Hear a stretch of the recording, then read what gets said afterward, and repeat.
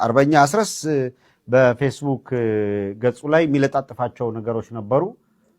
ሂደቱን ነው ግልጽ ለማድረግ የተሞከረው። ሂደቱን መግለጹ ችግር የለው። ነገር ግን አገላለጽ ላይ አሁንም በጣም መስተካከል ያለበት ትክክልም ስላልሆነ ይሄ ለማንም ሰው ሲደረግ ልክ አይደለም የሚባለው ወዳት ምን ግለሰቡ መዓዛ መሐመድ እኔ ግን እተጌ በዛ ብላት ይሻለኛል። መዓዛ መሐመድ እኔም ማቃት የምትሰጠው የፖለቲካ ትንተና ራሱ ዕውቀት ጨበጥ የሆነ ምክንያታዊ ትችቶችን ወይም ደግሞ የትንተና አድማስ አይደለም። ኮሎኔል ደመቀ ዘውዱ ላይ አስረስና ዘመነ 2 ጊዜ የግድያ ሙከራ አድርገውበት ከሽፏል። ይጀላችሁ አልመጣለሁ ሰው ይጀላችሁ እመጣለሁ። እነሱ ጋር የነበረ ዘመነ ጋር የነበረ ሰው ነው የነገረኝ። ሰላም እንዴት አላችሁ ውድ ቤተሰቦቻችን? የዘኢትዮጵያ ቻናላችን ነው። እኔ ደግሞ አማደገፋ ነኝ። በወቅታዊ ፕሮግራማችን ተመልሰናል። እንደተለመደው እኛንና እናንተን የሚያገናኙ ሐሳቦቻችን ድልድይ የሚሆኑ ቪዲዮዎችን አዘጋጅቼላችኋለሁ። 1-4 የሚሆኑ ቪዲዮዎች።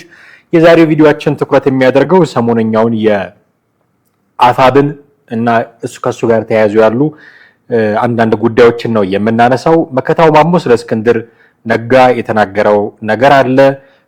ሀብታሙ አያሌው አስረስ ማረዳምጤ ላይ ያነሳው ጥያቄ አለ እስክንድር ነጋን አስመልክቶ። መዓዛ መሐመድ እስክንድር ላይ ያነሳችውን ትችት የቀድሞ ባልደረባው ስንታየው ቸኮል የመለሰበት መንገድ አለ። እሱን እናነሳለን። ከዛ በመጨረሻ ኮሎኔል ደመቀ ዘውዱንና ዘመነ ካሴንና አስረስ ማረዳምጤን እንዲሁም ኮሎኔል ደመቀ ዘውዱን የሚያገናኝ አንድ መረጃ አለኝ ብሎ ኤርሚያስ ለገሰ ያወጣው መረጃ አለ። እነዚህ ናቸው የዛሬ ጉዳዮቻችን ማለት ነው። እነዚህን እያነሳሳን ነው ቆይታ የምናደርገው። እስከ ፕሮግራማችን ፍጻሜ ድረስ አብራችሁን እንድትቆዩ በአክብሮት እንጋብዛችኋለን። ከኛ ጋር ስትቆዩ ቻናላችንን ሰብስክራይብ ማድረግ፣ የደውል ምልክቱን መጫን፣ ቪዲዮቻችንንም ደግሞ እንዲሁ ሼር እና ላይክ ማድረግ እንዳትዘነጉ ለማስታወስ እንወዳለን። እንዲህ ያሉ ፕሮግራሞች ብዙዎች ጋር ቢደርሱ ሐሳቦቻችን ብዙዎች ጋር ቢደርሱ አትራፊዎች ናቸው ብለን ስለምናስብ ይህንን ብታደርጉልን እጅግ አድርገን እንወዳለን። ስለምታደርጉት የትኛውም አይነት ትብብር ግን አስቀድመን እጅግ አድርገን ልናመሰግናችሁ እንወዳለን። ይህንን ካልን ዘንድ በቀጥታ ወደ ዛሬው ፕሮግራማችን እናልፋለን ማለት ነው። አብራችሁን ቆዩ።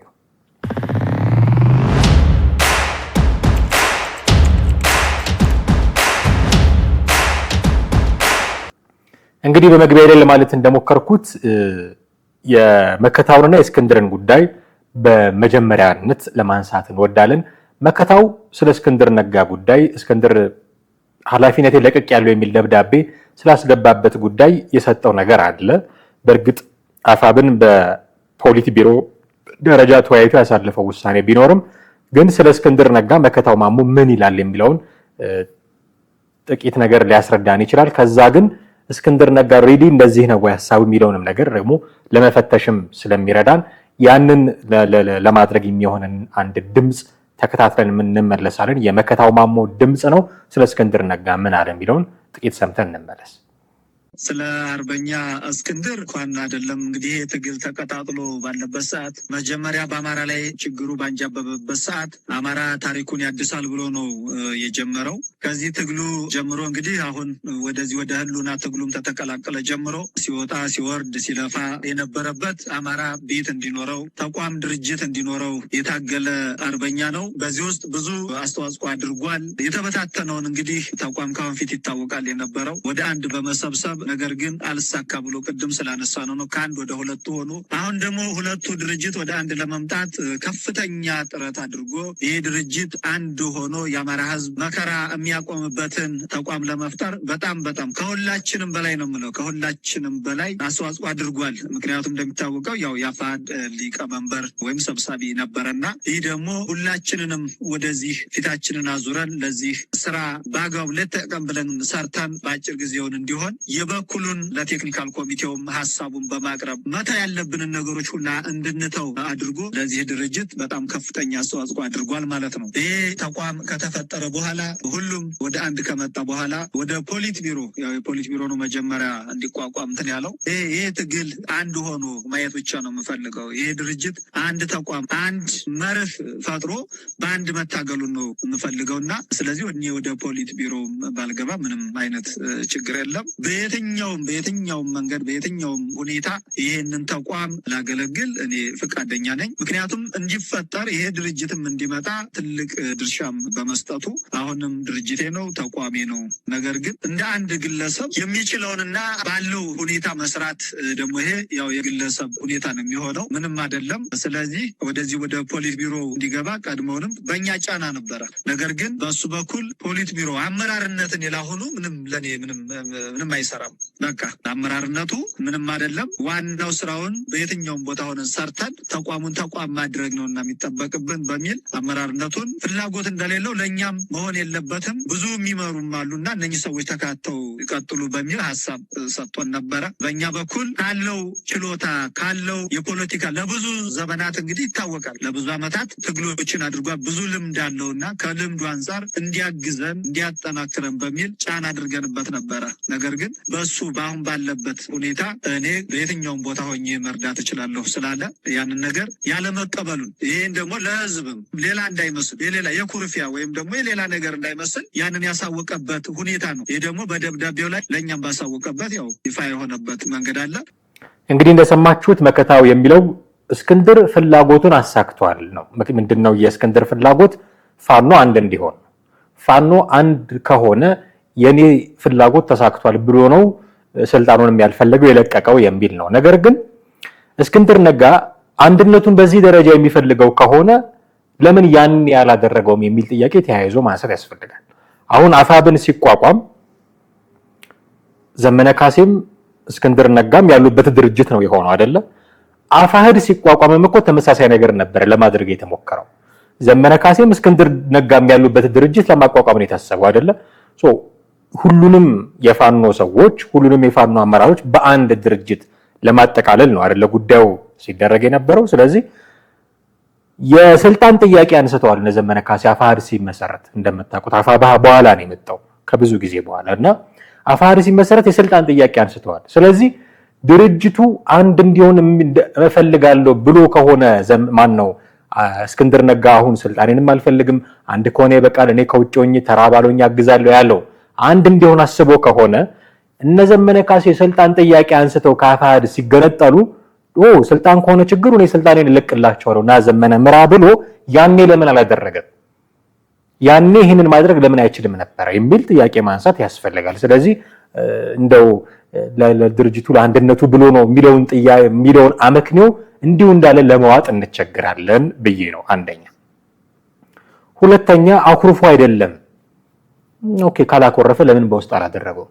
አኩርፎ አይደለም ነው ያለው አይደል? ለመከተው እንደሰማችሁት ካላኮረፈ ለምን በውስጥ አላደረገውም? ለምን በአደባባይ ማውጣት አስፈለገ? ለምንድን ነው ነገሩን በአደባባይ አውጥቶ ትኩረት እንዲሳብ ያስፈልጋል? አንዱ መግለጫም እኮ የአፋብን የፖሊት ቢሮ መግለጫ አንዱ አላስፈላጊ ትኩረት ለመሳብ የተደረገ ጥረት ብሎ ነው የገመገመው። ይሄንን ለምን ማድረግ አስፈለገው? ካላኮረፈ እስክንድር ነጋ ቢያኮርፍ ነው እንጂ ይሄንን ያደረገው። በውስጥማ ቢደረግ ኩርፊያውን ሰው አያውቅለትም። በውስጥማ ቢደረግ ቅሬታውን እዛ አካባቢ ያለውን ቁርሾ ሰው አያውቅለትም። ስለዚህ ሰው እንዲያውቀው ፈልጓል። ለዛ ነው ለፖሊት ቢሮም በሰጠበት ቅጽበት ለአደባባይ የሚዋለው ያበቃው። ከዛ እንደውም ተገምግሞ ይሄ ያላስፈላጊ ትኩረት የመሳብ ነው ከድርጅታችን አሰራር ውጪ ነው ተብሎ እኮ ነው የተገመገመው። አስረስ ማረዳምጤ የለጠፈውን አንብበናል። የህዝብ ግንኙነት መግለጫ ነው ብሎ ያወጣውን ነገር ማለት ነው። ስለዚህ አኩርፎ አይደለም ሲል መከታው ማሞ አኩርፎ ነው ባያኮርፍ ኖርማ በውስጥ ጨርሰው ነበረ ጉዳዩን። ከዛ ድርጅቱ ራሱ ይሄን ውሳኔ ወስነናል ብሎ ይገልጽ ነበረ። ግን ስላኮረፈ ነው ይሄንን ነገር ያደረገው የሚለውን ነው የምወስደው። የወጣበት መግለጫም የሚያሳየን የሚያስረዳን ነገር እሱ ነው። ምናልባት እስክንድር ግን አሁን ባለው ድርጅት ሙሉ በሙሉ አይተማመን ይሆናል የሚል ጥያቄ እንድናነሳ ግን እንዲያደርገን ይሆናል ብዬ አስባለሁ። አሁን ባለው ድርጅት ይተማመናሉ ሪሊ እስክንድር ነጋ አሁን በተመሰረተው ድርጅት? ምክንያቱም ይሄ ድርጅት ከሚወስናቸው ውሳኔዎች ከደሙ ንጹህ ነኝ የማለት ጲላጦሳዊ አካሄድ ነው እያደረገ ያለው ብዬ ነው ማምነው። እኔ አንድነቱን ይፈልገዋል። በእርግጥም ይሄን ከላይ የዘረዘራቸው ነገሮች አሉ ድርጅቱ አንድ እንዲሆን እስክንድር ነጋ የከፈላቸው መስዋዕትነቶች አሉ ብሎ ኦኬ ሊሆን ይችላል አድርጎ ሊሆን ይችላል አንድነቱንም ሊፈልገው ይችላል። ግን ይሄ አንድነት የሚወስናቸው ውሳኔዎች ይሄ አንድነት የሚያመጣቸው ለውጦች ይሄ አንድነት የሚያደርጋቸው ነገሮች በሙሉ እሱን እንዲመለከቱት ይፈልጋል መሰለኝ እና እንደ ጲላጦስ ከደሙ ንጹህ ነኝ ብሎ እጁን ለመታጠብ ሙከራ እያደረገ ነው። ማያምናቸው ሰዎች አሉ። ከቲፒኤልኤፍ ጋር ይሰራሉ ብሎ የሚጠረጥራቸው ማያምናቸው ሰዎች አሉ። በአማራነት ነው በኢትዮጵያዊነት ነው ራስን መግለጽ የምትፈልገው ተብሎ ቢጠየቅ አንድ ፋኖ ውስጥ ያለ ሰው ሁሉም አማራ ነኝ ላይል ይችላል፣ ሁሉም ኢትዮጵያዊ ነኝ ላይል ይችላል። አሉ የሆኑ ውስጥ የፍላጎት መጣረሶች። በዚህ የፍላጎት መጣረስ መሃል ትክክል ያልሆኑ ውሳኔዎች እንደሚወሰኑ ቀድሞ ገብቶታል። ስለዚህ ከደሙ ንጹህ ነኝ ሊትራሊ ስፒኪንግ ጲላጦስ ነኝ እያለ ነው እስክንድር ነጋ። እስክንድር ነጋ እንደ ጲላጦስ የሚል ርዕስ ልትሰጡት ሁሉ ትችላላችሁ። እንደ ጲላጦስ ነው የታጠበው። ጲላጦስ ኢየሱስ ክርስቶስ በመገደሉ ላይ እጄ ከደሙ ንጹህ ነኝ ብሎ ታጥቧል። ራሱን ከኃጢአት ያላነጻ እጥበት ነበረ። ያ እጥበት ነበረው ስልጣን ክርስቶስ እንዳይሞት ማድረግ የሚያስችል ስልጣን ነበረው።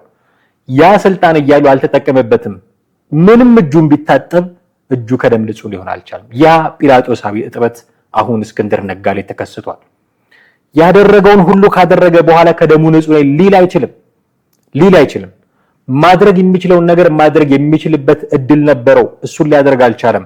አሁን መጥቶ የተሰበሰበው ፋኖ እንዲህ ሊያደርግ ነው ብሎ ስላመነና እኔ ከደሙ ንጹህ ነኝ ስላለ ብቻ ከደሙ ንጹህ ሊሆን አይችልም። ያጠፋቸው በርካታ ጥፋቶች አሉ። አማራ ክልል እንዲሆን በጦርነት እንዲታመስ ሰው ትምህርት ቤት እንዳይሄድ ተማሪዎች መምህራን እንዳያስተምሩ አስታራቂ ሽማግሌዎች ሰላም እንዳይፈጥሩ የሚያደርግ እንቅስቃሴ ውስጥ ዘው ብሎ ከገባ በኋላ እጄ ከደሙ ንጹህ ነኝ ሊል አይችልም።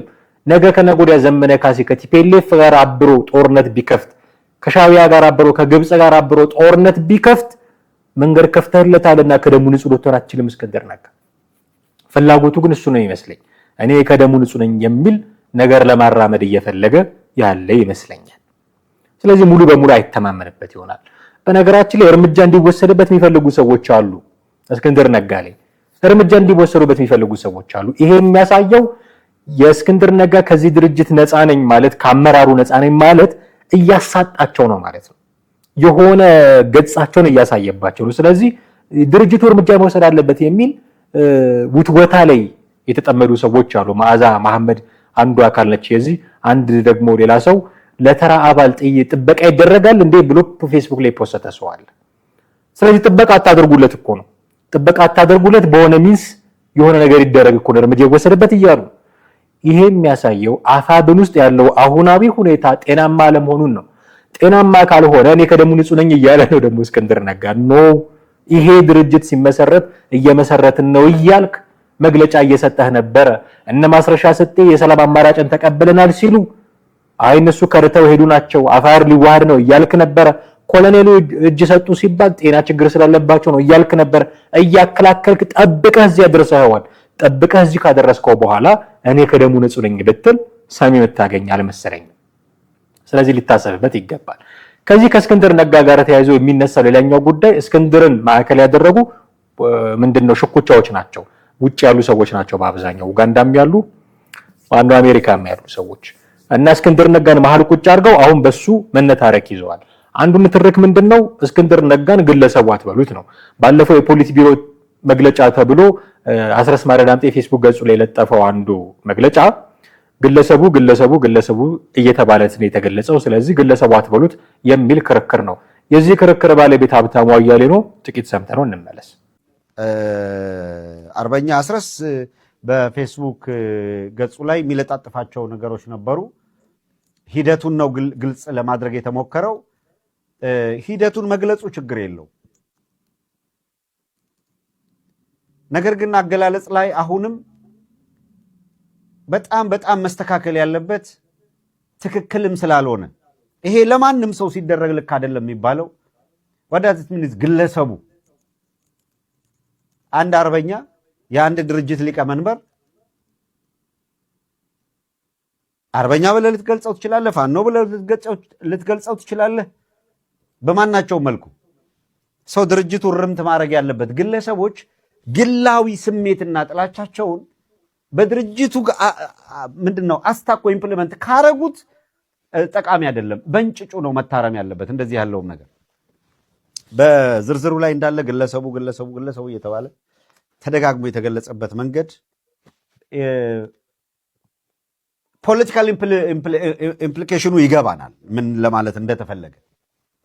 ግን ሂዝ ኖት ግለሰብ አይደለም። በነገራችን ላይ ፐርሰናሊም ቢሆን እንደ አንድ ድርጅት የምትቆጥረው ነው። በዛ ላይ ድርጅት እየመራ መጥቶ የተቀላቀለን በድርጅት አቻ ነው ውይይትና ንግግር ተደርጎ ውህደት የተደረገው። ስለዚህ አንዳንድ ያልተገቡና የግል ስሜት የቀላቀሉ አሁንም ትግሉን ቀዳሚ አድርጎ ትግሉን ከፍ አድርጎ ማየት ያስፈልጋል። በመከባበር ላይ የተመሰረተ በመተሳሰብ ላይ የተመሰረተ በፍጹም መተማመን ላይ የተመሰረተ መሆን አለበት እና እንደዚህ ያሉ ቅሬታ የሚፈጥሩ አገላለጾች አይ ቲንክ ጠቃሚ አይመስሉኝም። ኢትስ ኦፒኒየን የሚመስለኝን ሐሳብ ነው የምሰጠው። መታረምም አለባቸው። አርበኛም ፋኖም አንዳንዶቹም ሻለቃ አንዳንዶቹም ከዛ በላይ የሚጠሩበት ስም ተከብሮ ነው የሚጠራው። አንዳንዶቹ እኮ ምንድነው አቶ ጀዋር ብለው ገልጸው ሲያበቁ ለምን ጀዋርን አቶ ጀዋር አሉት አይደለም። አቶ ጀዋር ብሎ ተጠንቅቆ የሚጠራ ሰው ማነው? ከደብረ ጽዮን ስም ላይ ዶክተሯንም እንዳትጎል ተጠንቅቆ ዶክተር ብሎ የሚጠራ ሰው ለምን እንደዛ ጠራ ይባል? እዛው ጋር አጠገቡ ያለ ወንድሙን አርበኛ ፋኖ ብሎ ለመጥራት መተናነቅ ትክክል አይደለም። በፍጥነትም በቶሎም ሊታረም የሚገባው ጉዳይ ነው ብዬ አስባለሁ። ይሄ ቅሬታን፣ ጥላቻን ከሚያሳይ በቀር ፖለቲካዊ ብስለትን የሚያሳይ አይደለምና አርሞ ሁልጊዜም እንደዚህ ነገሮች ሲነሱ ሼፕ አድርጎ መሄድ ጥሩ ነው ብዬ አስባለሁ። ኦኬ፣ እንደሰማችሁት ነው። ግለሰቡ አትበሉት። ጀዋር መሐመድን አቶ ያላችሁ ሰዎች፣ ደብረጽዮን ገብረ ሚካኤልን ዶክተር ያላችሁ ሰዎች እስክንድርን አርበኛ ቢቀር እንዴት ፋኖ አትሉትም እያለ ነው። እኔ የኔ አቋም ሁሉም ግለሰቡ ናቸው። ሁሉም ፋኖ፣ ሁሉም አርበኛ ምናምን ሳይሆን ሁሉም ግለሰቡ ናቸው። ራሳቸውን ባይክቡ ጥሩ ነው። እኔ ፋኖ ነኝ፣ እኔ አርበኛ ነኝ፣ እኔ ተኩሶ ገዳይ ነኝ ምናምን የሚለውን ጉራ ትተው ሁሉም ግለሰቡ ቢሆን ጥሩ ነው። ሁሉም ግለሰቡ አስረስ፣ ግለሰቡ እስክንድር፣ ግለሰቡ ዘመነ፣ ግለሰቡ ምሬ ወዳጆ ምናልባት ግለሰቡ ማንላቸው የጀነራልነት ማዕረግ ያላቸው ሰዎች አሉ። ለምሳሌ እንደነ ብርጋዴር ጀነራል ተፈራ ማሞ ያሉ በዛ በጦር እንትን ልንጠራቸው እንችላለን። የራሳቸው በኢትዮጵያ ሰራዊት ውስጥ እያሉ ያገኙት ስለሆነ በሱ ልንጠራቸው እንችላለን። ሌሎቹ ግን ከሲቪልነት ተነስተው ታጣቂ የሆኑ ሁሉ እየተነሱ አርበኛ ነኝ ሊሉ አይችሉም። አርበኛ ማለት ጎጡን ወክሎ የሚታኮስ ማለት አይደለም። አርበኛ የምናውቀው እንደሱ አይደለም። ስለዚህ ሁሉም ግለሰቡ ነው። በአቋም ደረጃ መለያየው ከሀብታሙ አያሌው ጋር በዚህ ለምን ግለሰቡ አላችሁት? ለምን አቶ አላችሁ? ኖ ሁሉም ግለሰቡ ነው። እንዳልኩት ቅድም በጦር በኢትዮጵያ ሰራዊት ውስጥ ያለፉ ለምሳሌ ካፒቴን ማስረሻ ሰጤ ምናምን እንደሚባለው፣ ኮሎኔል ፋንታውን ምናምን እንደሚባለው፣ ብርጋዴር ጀነራል ተፈራ ማሞ እያላችሁ ልትቀጥሉ ትችሉ ይሆናል። እስክንድር ነጋን ግን ግለሰቡ ከማለት ውጪ ማን ልትሉት ነው? አስረስ ማረንን፣ ዘመነ ካሴን ጭምር ግለሰቡ ናቸው ሁሉ እና ግለሰቡ የሚለው ላያጣላ ይችላል። ችግሩ ግን ዘመነ ካሴን አርበኛ ብሎ የጠራው አስረስ ማረ ዳምጤ እስክንድር ነጋን ግለሰቡ ሲል አዎ ችግር አለ። ሁሉንም ግለሰቡ ቢሆን ኖሮ ችግር አልነበረውም። ዘመነ አርበኛ ተብሎ እስክንድር ግለሰቡ ከተባለ እንዳልከው ችግር አለ። ይሄ የቀረ ቁርሾ መኖሩን ያሳያል። የጠብ ቅራሪ መኖሩን ያሳያል። አፋብን ውስጥ የጠብ ቅራሪ አለ። የቀረ ተደፍቶ ያላለቀ ታጥቦ ተለቅልቆ ተወልውሎ ያልተቀመጠ የሆነ ቅራሪ ያለ የሆነ ቁርሾ አለ። የዛ ቁርሾ ምልክት ነው። አሁን እንደውም እሱ የግለሰብና የድርጅት መለየት አለብን ብሎ አለው እንጂ እኔ አሁን ባለው የፋኖ እንቅስቃሴ ውስጥ ድርጅት የሚባል ነገርም በዛም አይታየኝም። የግለሰቦች ጉዳይ ነው። እስክንድር ነጋ ለቅቅ ያለው ሲል አፋብን የሚታመስበት ፋኖ የሚታመስበት ሆኗል። ዘመነ ካሴ የሆነ ነገር ሲናገር ፋኖ የሚታመስበት። ስለዚህ የሆነ የግለሰብ ሾው ነው ያለው። የድርጅት መዋቅርም ብዛም አለ ብዬ አላምንም። ስለዚህ አስረስ ማረ ዳምጤ ግለሰቡ ቢል ድርጅቱ ግለሰቡ እንዳለው ነው የምቆጥረው። ግለሰቦች ናቸው ድርጅቱን እየመሩ ያሉት። የድርጅት ዓላማ አይደለም በግለሰቦች እየተሰራ ያለው። ሊሆን የሚገባው የድርጅት ዓላማ አለ። ያንን ድርጅት የሚያስፈጽሙ ግለሰቦች ይኖራሉ። ስለዚህ እስክንድርም ወጣ ዘመነ፣ አስረስም ወጣ ምሬ፣ ማንም መጥቶ ቢገባ የድርጅቱን ዓላማ ያስፈጽማል ማለት ነው። እየሆነ ያለው እሱ አይደለም። ድርጅቱን ለፍላጎታቸው የሚጠመዝዙ ግለሰቦች ናቸው ያሉት። ስለዚህ እነዚህ ግለሰቦች ዘመነን አርበኛ ብለው እስክንድርን ግለሰቡ ሲሉ ችግር አለ ማለት ነው። የአስረስ ማረ ጉዳይ ብቻ አታደርገው ሀብትሽ። የአስረስ ማረ ጉዳይ ብቻ አይደለም፣ የድርጅቱን ጉዳይ ነው። ድርጅቱ በሆኑ ሰዎች አስተሳሰብ ብቻ ነው የሚዘወረው። እነሱ አፕራንድ ሆነው እየወሰኑ ፈላጭ ቆራጭ ሆነው የሚያስኬዱት ድርጅት ስለሆነ ግለሰቡ እያለ ቢጠራው እስክንድር ነጋን ብዙ አይደነቀህ። ስለዚህ የአስረስ ማረ የግል ስሜቱ ብቻ አይደለም፣ የግል ፍላጎቱን ያንጸባረቀበት ብቻ አይደለም። እኛ ያልንህን ካላደረክ የራስ ጉዳይ አይነት ነው መግለጫው። ለዛ ነው ግለሰቡ የሚሉት እኛ ያልንህን ካደረክ ፋኖ ነህ፣ እኛ ያልንህን ካደረክ አርበኛ ነህ፣ እኛ ያልንህን ካደረክ ፊት አውራሪ ነህ፣ እኛ ያልንህን ካላደረክ ግን ግለሰብ ነህ እያለው እኮ ነው። ምንም ብዙ የሚያጨቃጭቅ ጉዳይ አይደለም። ስለዚህ የአስረስ ማረ የብቻው ጉዳይ አይደለም፣ የዘመነ የብቻው ጉዳይ የድርጅት ጉዳይ ነው። ድርጅቱ በነ ዘመነና በነ አስረስ የሚዘወር ስለሆነ የእስክንድር ነጋ የትኛውም ትንሽ ጉዳይ ትልቅ ተደርጎ ይወራል። በነገራችን ላይ እስክንድር ነጋ ጤናማ ነገር ነው ያደረገው እኮ በድርጅት መዋቅር ስናየው። ቅድም ባነሳሁት ልክ አሁን ከደሙ ንጹህ ነኝ ማለት የሚችልበት ነገር የለም። በዚህ ደረጃ ስናየው ጤናማ አይደለም። ምክንያቱም ድርጅቱ እዚህ እንዲደርስ የራሱን አስተዋጽኦ ስላደረገ እዚህ ካደረሰ በኋላ ለሚጠፋው ጥፋት ተጠያቂ አይደለም ሊል አይችልም። ግን ከድርጅቱ አንጻር ብቻ ነው ከሚጠፉ ጥፋቶች ከሚሰሩ ስህተቶች ሳይሆን ከድርጅቱ አንጻር ከድርጅታዊ አሰራር አንጻር ግን ስናየው ምን ያደረገ እስክንድር ነጋ አልፈልግም ተራባል ይሁን ያለው። በቃ አልፈልግም ስልጣኑን አልፈልግም ተራባል ይሁን።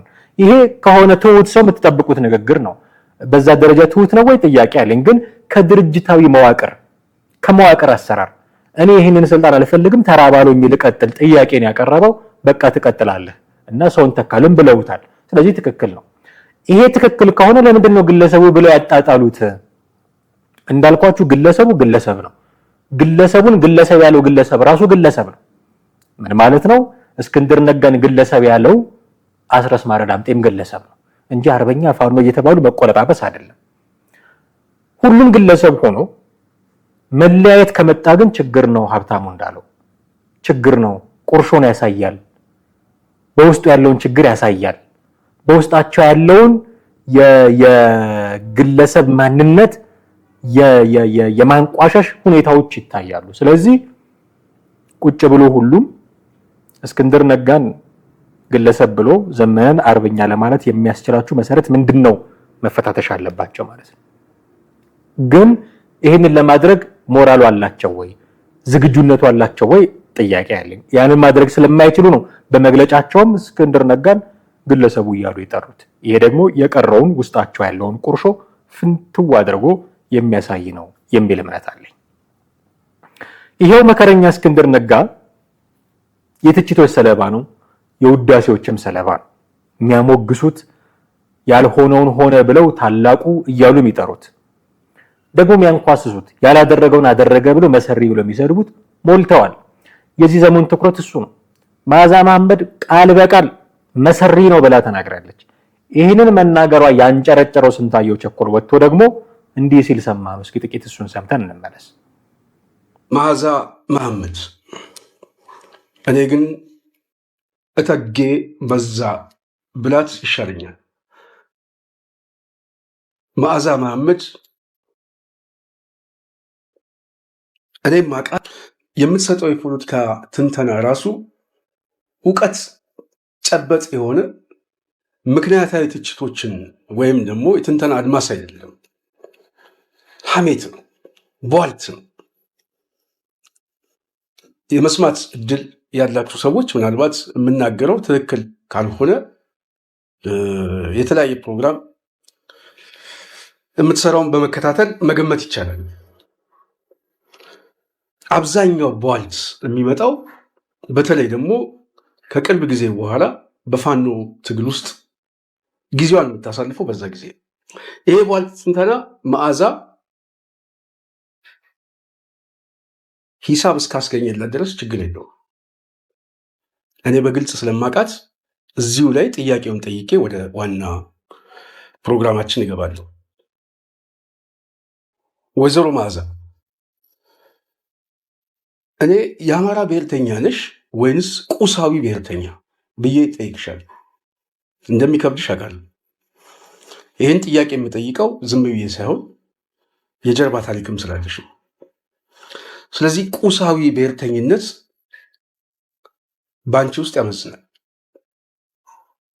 አማራ ነኝ ያልሽው ትርፍ እንዳለው ስለሚገባኝ ነው፣ አውቃለሁ። የሚታለብ ላም ነው። በጎፈንድሚም በስብሰባውም በምንም ጥሩ የሆነ መዋጮ መሰብሰብ ይችላል። አማራነት ግን በውስጥሽ የሰረጸ ማንነት አለ ብዬ እንደማልቀበለው ሁሉ በእርግጠኝነት ይህንን ስናገር ምናልባት ከጀርባ ታሪክ ስነሳ ልብሽ ስለሚያውቀው ብዬ ነው። ውስጥሽ በደንብ የሚያውቀው የአማራ ብሔርተኝነት ከጥላቻ የሚጀምር ትፋት አለ፣ ታሪኮች አሉ።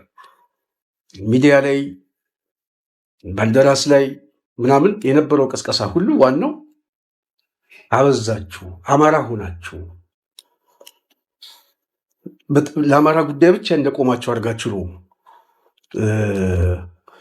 የምትታዩት ብለሽ በጥያቄም በምንም ያፋጠንሽበት ታሪክ በዋናነት ከዚህ ከጸረ አማራነት የመጣ አሳሰብ እንደሆነ እሱ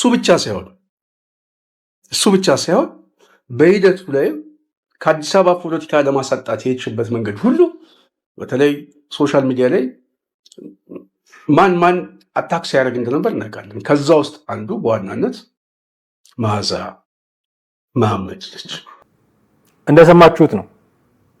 ስንታየው ቸኮል ወጣና መዓዛ መሐመድ እንዲህ ተናገራት። አሁን መዓዛ መሐመድ ሐሳብ የላትም ቧልተኛ ነች ያለ ሰው እንዲህ ብሎ እሷን ሌብል ያደረገ ሰው ከሱ ምን ጠብቀው ምንድን ነው ሐሳብ?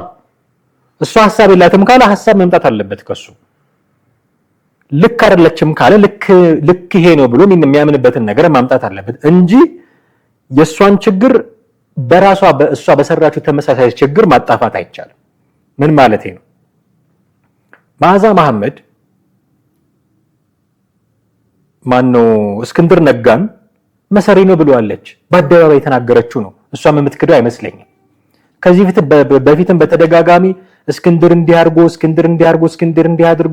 የትግሏ ማዕከል እስክንድር እንዲያድርጎ ነው። በቃ እናውቃታለን። መዓዛ መሐመድ እንዲህ ስትል አሁን ትላንት በሰራነው ፕሮግራም ላይ ያሳየኳችሁ አንድ ቪዲዮ አለ። ከሰውነቷ መቀነስና መቅጣን ጋር አያይዞት ነው የተቻት ሀብታሙ አያሌው። የሰውነቷን ስብ ማስመጠጧ ለጤናዋ ጥሩ ነው፣ አብሮ ግን አስተሳሰቧን አስመጠጡ ብሎ ሊያሸማቀቃት ሞክሯል። እስክንድር ነጋን መሰሪ ከማለት አይተናነስም። ይሄ መሰሪ ብላለች አይደል? እሷ አስተሳሰቧን ነው የመጠጡት። አንድ አይነት ትችት ነው፣ ስድብ ነው። ከዚህ ውስጥ ልናወጣ የምንችለው ለራሱ ለፋኖ የሚጠቅም ነገር የለም፣ ለራሱ ለእስክንድር የሚጠቅም ነገር የለም። መጣ ስንታየው ቸኮል እሺ መሰሪ ነው ብላለች፣ እናውቃለን። እስክንድር ነጋን ብዙ ትችቶች አድርሳበታለች፣ እናውቃለን። ይሄ ሐሳብ የለውም ንግግሯ ቧልት ነው ብሎ ከመጣ መዓዛ መሐመድ እንዲህ ሊተቻት ካለ የሱ ሐሳብ ምንድነው? ሐሳብ እንዲሰጥ ነው የምንጠብቀው። መጣና ምን አላት? ቧልተኛ ነች። መጣና ምን አላት? አማራ ጠልነች። አማራ ጠልነች ብሎ እሷ መፈረጅ ሐሳብ አይደለም። ኢትዮጵያ ውስጥ ምንድነው አማራነትም ኦሮሞነትም ትግሬነትም የሚሰጡ ሰዎች በጣም ሞልተዋል። እከሌ አማራ ነው እከሌ ኦሮሞ ነው ብሎ የሚሰጡ፣ እከሌ አማራ አይደለም በቃ ብሔርህን መስጠትም መንጠቅም የሚችሉ የሚመስላቸው ሰዎች ሞልተዋል። እና ተነሳና እቺ አማራ ጠልነች አማራ አይደለችም ብሎ ተናገራት። ይሄ ሐሳብ አይደለም። መዓዛ መሐመድን በሐሳብ አልቦነት ከተቻት ሰው አንደበት ሐሳብ አልቦነት አልጠብቅም እኔ። እስክንድር ነጋ በዚህ መሰረታዊ ሐሳቦች ልክ ነው፣ አንቺ ግን በዚህ መንገድ ተቸሹ ብሎ ማቅረብ ነበር የሚጠበቀው። እሷ በሄደችበት ተመሳሳይ መንገድ ነው የሄደው። እስክንድርን መሰሪ ባለችበት መንገድ መጥቶ አንቺ አማራ ጠላላት። እስክንድርን መሰሪ ባለችበት መንገድ ሄዶ ሀብታሙ አያሌው አስተሳሰብሽ የተመጠጠ እንዳላት ማለት ነው። እዚህ ውስጥ ምንም ሐሳብ የለም። እዚህ ውስጥ ያለው መበሻሸቅ ነው። እዚህ ውስጥ ያለው ነጥብ ማስቆጠር ነው። እዚህ ውስጥ ያለው ቁርሾ ነው። እስክንድርን ለመከላከል መዓዛ መሐመድን ማሸማቀቅ ተገቢ አይደለም። እሷ እስክንድርን ስላሸማቀቀችው እሷን መልሶ ማሸማቀቅ እሾህን በሾህ እንደሚሉት አይነት ነገር ሆኖ መስሎት ታይቶት ከሆነ አላውቅም። መልሰ ያሸማቀቃት ነው እንጂ ሐሳብ የላትም ስላልክ ሐሳብ አላቀረብክም። ኦፍ ኮርስ ችግሮች አሉባት፣ ግልጽ ነው። ችግሯን ግን ለማሳየት ሌላ ችግር መፍጠር ተገቢ አይደለም። ምንድነው ችግሯ? እስክንድር ነጋ ላይ ማተኮሯ። ምንድነው ችግሯ? እስክንድር ነጋን መስደቧ። አንተ መተሷ እንዴት ትሰድባታለህ? ከዛ አጋጣሚውን ደግሞ ላልመለስከው ጥያቄ መበቂያ እንዴት ታደርገዋለህ? መበቂያን ያደረገው እኮ ከዚህ በፊት ባልደራሶች በሙሉ ለአማራ ታደላላችሁ አማሮች ናችሁ የሚል ጥያቄ አቅርባለት ነበር። ያንን ለመምታት ነው የተጠቀመበት። ያኔ የጠየቅሽን ለካ አማራ ጠል ስለሆንሽ ነው ብሎ እስክንድርን ከመተቸቷ ጋር ምን ያገናኘዋል? ይሄ አያገናኘውም እኮ፣ የሚገናኝ ነገር አይደለም። እሷ እስክንድርን ተችታለች። ኖ እስክንድር እንዲህ አላደረገም ብሎ መመከት፣ ለሱ መሞገት አንድ ነገር ነው። አንቺ እኮ አማራ ጠል ነሽ፣ ባልደራስን እኮ እንዲህ ተናግረሻል ብሎ የቆየ ፋይል ማምጣት ምን ማለት ነው? ኦኬ፣ የቆየ ፋይል ማምጣት ኬዙን ቢውል ለማድረግ የሚጠቅመው ከሆነ ጥሩ፣ እንዲህ ብለሽ ነበር አሁን እንዲህ ያልሽ ነው ለማለት ከሆነ ጥሩ። ከእስክንድር ጋር ምን አገናኝ? በእርግጥም እሷ የተቸችው ነገር እኮ እውነት ነው። አሁን ላይ እውነት እኮ ነው። ራሱም ስለ አማራ ነው የሚያወራው ስንታየው ቸኮል። ዋናው መሪም ራሱ እስክንድር ነጋ ጫካ ገብቶ ነው የሚታገለው። የባልደራስ ሰዎች ነበሩ፣ ልክ ነበረች ማለት ነው። በእርግጥ እሷም የተቸችው ነገር ውስጥ ነው እየተንቦራጨቀች ያለችው። አሁን ስለ አማራ ታወራላችሁ፣ ስለ አማራ ትከራከራላችሁ ነበር የምትለው። አሁን እሷ ስለ አማራ ነው የምትከራከረው። ስለዚህ የተቸችው ችግር ውስጥ ነው የገባችው። ይሄንን እንኳን አውጥቶ ሊናገራት አልደፈረም። ያላት ምንድነው? አንቺ አማራ ጠልነሽ። ይሄ እስክንድርን መሰሪ ካለችው ከመዓዛ እኩል መውረድ ነው። ስለዚህ ሐሳብ የለሽም ካልካት፣ በሐሳብ አልቦነት ከከሰስካት እንዴት ያለ ሐሳብ ትመጣና ትተቻታለህ? የፖለቲካል ዲስኮርሳችን በዚህ መጠን የወረደ ነው። በስድብ በሴራ በመናምን ነገሮች የወረደ ነው። ጥንቃቄ ይፈልጋል ማለት ነው። የመጨረሻ ጉዳያችንን እናንሳ። ኮሎኔል ደመቀ ዘውዱንና አስረስ ማረ ዳምጤ እንዲሁም ዘመነ ካሴን ያገናኛል። ኤርሚያስ ለገሰ ይህንን መረጃ ያወጣው ከአንድም ሁለት ጊዜ ኮሎኔል ደመቀን ሊያስገድዱት ነበር እነ ዘመነ ካሴ ብሎ ጥቂት ሰምተነው እንመለስ። ኮሎኔል ደመቀ ዘውዱ ላይ አስረስና ዘመነ 2 ጊዜ የግድያ ሙከራ አድርገውበት ከሽፏል። ይጀላችኋል እመጣለሁ፣ ሰው ይጀላችሁ እመጣለሁ። እነሱ ጋር የነበረ ዘመነ ጋር የነበረ ሰው ነው የነገረኝ። በዚህ መኑኝ፣ በቃ አትፌስ ቫልዩ መኑኝ። ደመቀ ዘውዱ ለማስገደል 2 ጊዜ ተሞክሮ ከሸፈ። አሳሲኔት ሊያደርጉት ስሙ። ይሄንን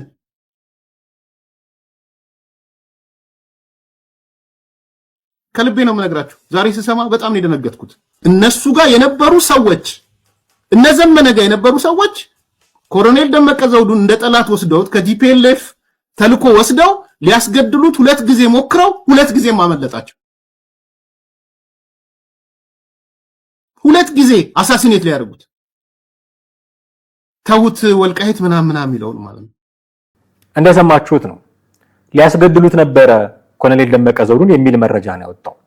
ኦኬ፣ ሊያስገድሉት ከነበረ መረጃው እውነት ከሆነ የኤርሚያስን ምንጮች አምነን የምናወራ ከሆነ ውሸት ከሆነ ከዚህ በኋላ የምንናገረው ነገር ልክ አይደለም ማለት ነው። ግን እውነት ከሆነ ኢፍ ከህወሓት ጋር መስራት ማለት ይሄ ነው።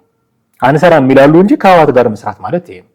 ህወሓት ኮሎኔል ደመቀ ዘውዱ ወልቃይትን አሳልፈው እንደማይሰጣቸው ስለሚያውቁ የሆነ ነገር እንዲደረግ ይፈልጋሉ እና የህወሓትን ፍላጎት የሚያስፈጽሙ ሰዎች ከሆኑ አስረስና ዘመነ ካሴ ከዚህ በላይ ከህወሓት ጋር መስራት የለም ማለት ነው። ወልቃይትን ከትግል ህልም ማውጣት ማለት ይሄ ነው። ኮሎኔል ደመቀ ዘውዱ ስለ ወልቃይት ነው በቆሙም በቅዠቱም የሚያስበው። ይሄንን ሰውዬ ዞር ለማድረግ የግድያ ሙከራ ማድረግ ማለት ወልቃይትን ከትግል ህልም ማውጣት ማለት የትግላችን አንዱ ማዕከል ወልቃይት ናት ብለው ነበር የሚደሰኩሩት እነዘመንም እናስረስም። ለዚህ ዓላማቸው ደግሞ ትልቁ ግብ ማሳኪያ መንገድ መሳሪያ የሆናቸው ሰው ኮሎኔል ደመቀ ዘውዱ ነው። እሱን ለመግደል ካሴሩ ወልቃይትን አንፈልጋትም ከማለት እኩል ነው ማለት ነው ይሄ ጉዳይ። ለወልቃይት ይታገሉ እያልኩኝ አይደለም። በነገራችን ላይ እነዚህ ሰዎች ዘመነም አስረስም ራሱ ኮሎኔል ደመቀ ዘውዱ ለወልቃይት ይታገሉ እያልኩኝ አይደለም። ግን እንታገላለን ሲሉ ነበር። ለወልቃይት እንታገላለን ሲሉ ስለነበር ለወልቃይት የሚታገለውን የትግሉን ምልክት ስለመግደል ማሰባቸው ወልቃይትን አይፈልጉም ማለት አይደል። ለወልቃይት መታገል የሚባል ኮዝ አይገባኝም። ወልቃይትን የማን ለማድረግ ነው የምትታገለው? ከዚህ በፊት በነበረው ፕሮግራም እንዳልኩት የማን ለማድረግ ነው? የአማራ ለማድረግ፣ የትግራይ ለማድረግ፣ የኢትዮጵያ አይደል እንደ አፍተሮል። ስለዚህ እኔ ኢትዮጵያዊ ከሆንኩኝ ወልቃይት የኔ ነች። በቃ በጣም እኮ ቀላል ነገር ነው። ተጋሩም አማራውም ኢትዮጵያዊ ነኝ ብሎ ካመነ ወልቃይት የኢትዮጵያ ስለሆነች የሱ ነች። ስለዚህ ለወልቃይት ብዬ ማባክነው ጥይት መኖር የለበትም። ግን ለወልቃይት እንታገላለን ስላሉ እነዚህ ሰዎች ለወልቃይት የሚታገለውን የወልቃይቱን ምልክት ስለመግደል ካሰቡ ከቲፒኤልኤፍ ጋር ከመስራት አይነጻጸርም። ነገሩ እውነት ከሆነ አሁንም በሌሎች አትፌስ ቫልዩ እመኑኝ ስላለ ኤርሚያስ ለገሰ እኛ በዛ ደረጃ ልናምነው አንችልም። ማስረጃዎች ይፈልጋል ብዙ ነገሮች። ለጀዋር መሐመድ እኮ በቁጥጥር ስር ውሎ ነበር ለማለት ያቀረባቸው በጣም በርካታ መረጃዎች አሉ። ሰዓቶች፣ ቀኖች ጠቅሶ የኦፊሰሮችን ስም ጠቅሶ ሁሉ ነው ያቀረበው አይደለ?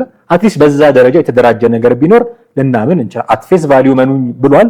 አትፌስ ቫልዩ ልናምን አንችልም ማስረጃዎች ከሌሉ በስተቀር። ግን እውነት ከሆነ እነዚህ ሰዎች ኮሎኔል ደመቀ ዘውዱን ለማስገደል ሞክረው ሳይሳካላቸው መቅረቱ እውነት ከሆነ ሌላውም አማራ ሊሰጋ ይገባዋል ማለት ነው። እነዚህ ሰዎች ለአማራ አልቆሙም ማለት ነው። ኮሎኔል ደመቀ ዘውዱ አማራ ነው። ለአማራ ህልውና ቆመናል እያሉ አማራውን ሰውዬ ሊያስገድሉ የሚጥሩ ከሆነ ሌላውም አማራ መስጋት አለበት ማለት ነው። በጣም መስጋት አለበት ማለት ነው። በዚህ ደረጃ መነጋገር ያስፈልጋል። ውድ ቤተሰቦቻችን ይህን ይመስላል የዛሬው ዝግጅታችን። ከሞላ ጎደል ወደ እናንተ ማድረስ የፈለግናቸው ሀሳቦች እነዚህ ናቸው። እናንተ ምን ታስባላችሁ? ምን አስተያየት አላችሁ? ምን ቢጨመር ምን ቢቀነስ ደስ ይላችኋል? ባነሳናቸው ሀሳቦች ላይ ምን አይነት ጥያቄዎች፣ ምን አይነት የተቃርኖ ሀሳቦች አሏችሁ? ልትነግሩን ልታጋሩን ትችላላችሁ። የስልክ መስመራችን ክፍት ነው። ከታች ያለው የሀሳብ መስጫም የእናንተን ሀሳብ ለማስተናገድ ሁልጊዜ ክፍት ሆኖ ይጠብቃችኋል። ቻናላችንን ሰብስክራይብ ማድረግ፣ የደውል ምልክቱን መጫን፣ ቪዲዮቻችንን ሼር እና ላይክ ማድረግም እኛ ከእናንተ የምንጠብቀው የትብብር ስራ ነው። እሱን ማድረጋችሁንም እንዳትዘነጉ ልናስታውሳችሁ እንወዳለን። ስለምታደርጉልን የትኛውም ትብብር ግን በዘኢትዮጵያ ቻናል ቤተሰቦች ስም እጅግ አድርገን እናመሰግናችኋለን። አማሃ ደገፋ ነበርኩኝ። በሚቀጥለው ፕሮግራም በሌላ ርዕሰ ጉዳይ እንገናኛለን። ጤና ይስጥልን።